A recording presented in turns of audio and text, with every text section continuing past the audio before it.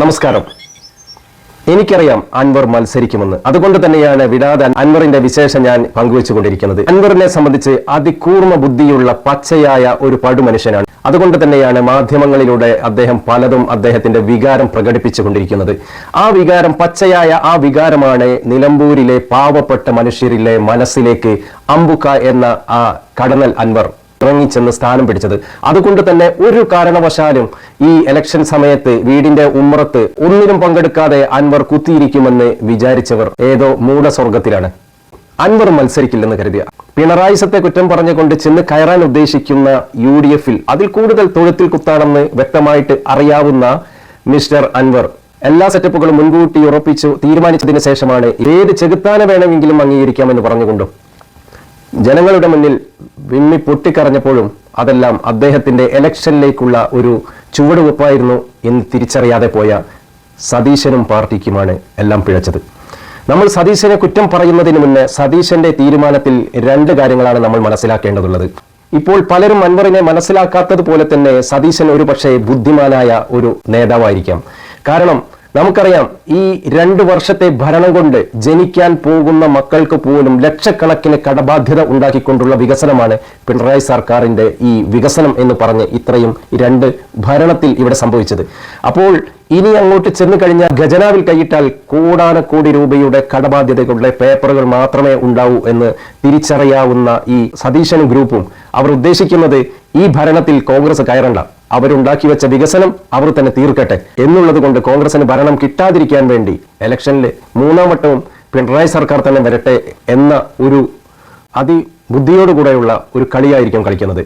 അല്ലെങ്കിൽ കോൺഗ്രസ് മുക്ത കേരളം എന്നുള്ള BJP-യുടെ സ്വപ്ന പദ്ധതിക്ക് വേണ്ടിയുള്ള അന്തർധാര അണ്ടർസ്റ്റാൻഡിംഗ് ആണ് സതീശൻ കളിക്കുന്നത്. ഏതായാലും നമുക്ക് മനസ്സിലാവുന്നത് കോൺഗ്രസിൽ ഒരുപാട് പ്രശ്നങ്ങൾ പുകഞ്ഞുകൊണ്ടിരിക്കുന്നുണ്ട്. രാഷ്ട്രീയം എന്നാൽ നാടകമാണെന്നും ഈ നാടകം ഏറ്റവും മനോഹരമായ സുന്ദരമായ രൂപത്തിൽ കാണികളായ വോട്ടർമാർക്ക് കണ്ട് ചിരിക്കാനും സുഖിക്കാനും ആർമാദിക്കുവാനുമുള്ള ചാൻസ് ഒരുക്കി കൊടുത്ത എല്ലാവർക്കും സ്നേഹത്തിന്റെ ഭാഷയിൽ നമസ്കാരം.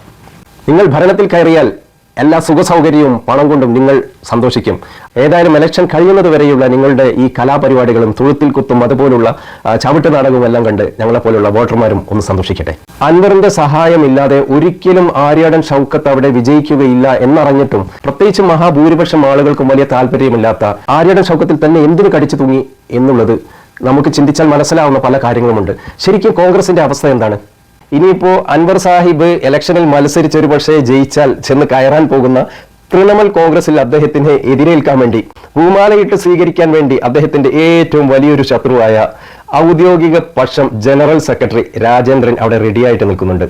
അൻവറിനെ പറ്റി എന്തൊക്കെ തെറിയാണ് അദ്ദേഹം പറയുന്നത്, എന്തൊക്കെ ദുഷിച്ച വാക്കുകളാണ് അദ്ദേഹം ഉദ്ദേശിച്ച് പറയുന്നത്. ഇത്രത്തോളം വളരെ മോശപ്പെട്ട, വളരെ ദുർഗന്ധം വമിക്കുന്ന, വളരെ മോശപ്പെട്ട വാക്കുകൾ ആണ് ഈ മനുഷ്യൻ അൻവറിനെ പറ്റി പറയുന്നത്. അപ്പോൾ അൻവർ എവിടെ ചെന്നാലും അദ്ദേഹത്തിനെ സ്വീകരിക്കാൻ ഒരു കൂട്ടം ആളുകൾ താല്പര്യത്തോടെ കാത്തു നിൽക്കുന്നുണ്ട്. അതിലേക്കാണ് അൻവർ ചെന്ന് കയറാൻ പോകുന്നത്. ബാക്കിയുള്ള കാര്യം അൻവറും അൻവറിന്റെ യോഗഭാഗ്യവും പോലെ ഇരിക്കും. കേരളത്തിലെ ജനങ്ങൾ പിണറായി സർക്കാരിനെ കുറ്റം പറയാൻ ആരെ കണ്ടാണ് കുറ്റം പറയേണ്ടത്? കോൺഗ്രസിനെ പടുകുഴിയിലേക്ക് ചവിട്ടി താത്താൻ വേണ്ടി ശ്രമിക്കുന്ന ഒരു കൂട്ടം കിളവന്മാരെ കണ്ടിട്ടാണോ? ഈ കോൺഗ്രസിൽ എല്ലാവർക്കും അറിയാം, മിസ്റ്റർ സതീശനും ചെന്നിത്തലയും തന്നെ സുധാകരനും വേണുഗോപാലും എല്ലാവരും കോൺഗ്രസിൽ കളിക്കുന്ന കളി എന്താണ്? അവർ പാർട്ടിക്ക് വേണ്ടിയാണോ കളിക്കുന്നത്? എല്ലാവരും കളിക്കുന്നത് സ്വന്തം നിലനിൽപ്പിനും അവരുടെ സ്ഥാനമാനങ്ങൾക്കും വേണ്ടി മാത്രമാണ്. അതിനുവേണ്ടി ഈ ചതുരംഗക്കളി കളിക്കും പോലെ പാർട്ടിയിൽ കിടന്നുകൊണ്ട് കഷ്ടപ്പെടുന്ന ആളുകൾക്ക് ഒരു പരിഗണനയും നൽകാതെ അവർ പാർട്ടിയെ പടുകുഴിയിലേക്ക് തള്ളിവിടുകയാണ്. ഇന്നത്തെ ഈ ദുരവസ്ഥയിൽ കേരളത്തിലെ കോൺഗ്രസിനെ രക്ഷപ്പെടുത്തണമെന്നുണ്ടെങ്കിൽ മിസ്റ്റർ കെ മുരളീധരൻ നല്ല വ്യക്തിത്വത്തിന് ഉടമയാണ്, വാക്ക് പാലിക്കുന്ന ആളാണ്, ആരുടെ മുന്നിലും മുട്ടിൽ ഇഴയാതെ കാര്യം ആരുടെ മുന്നിലും തുറന്നടച്ച് പറയാൻ കഴിവുള്ളവനാണ്. അദ്ദേഹത്തെ മുൻനിരയിൽ കൊണ്ടുവരണം. അതുപോലെ തന്നെ പരിപൂർണ പ്രവർത്തന സ്വാതന്ത്ര്യം നൽകിക്കൊണ്ട് ഷാഫി പറമ്പിലിനെയും മാത്യു കുഴൽനാടനെയും അബിൻ വർക്കിയെയും രാഹുൽ മാൻകൂട്ടത്തിനെയും ജിൻഡോ ജോട്ടിനെയും സന്ദീപ് വാര്യരെയും പോലെയുള്ള എനർജറ്റിക്കായ യുവതലമുറയെ, യുവ നേതാക്കളെ പാർട്ടിയുടെ മുൻപന്തിയിലേക്ക് കൊണ്ടുവരണം. ഇവർക്കെല്ലാം ഗൈഡൻസ് കൊടുക്കാൻ ഗ്രൂപ്പ് ലീഡറായിക്കൊണ്ട് ശശി തരൂരിനെ പോലുള്ള നല്ല വ്യക്തികളെ, വിവരവും വിദ്യാഭ്യാസവും ലോക വിവരവുമുള്ള നല്ല നല്ല വ്യക്തികളെ ചേർത്ത് പിടിക്കണം.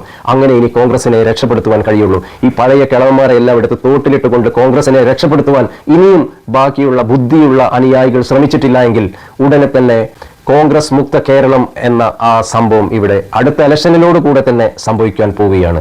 നന്ദി, നമസ്കാരം.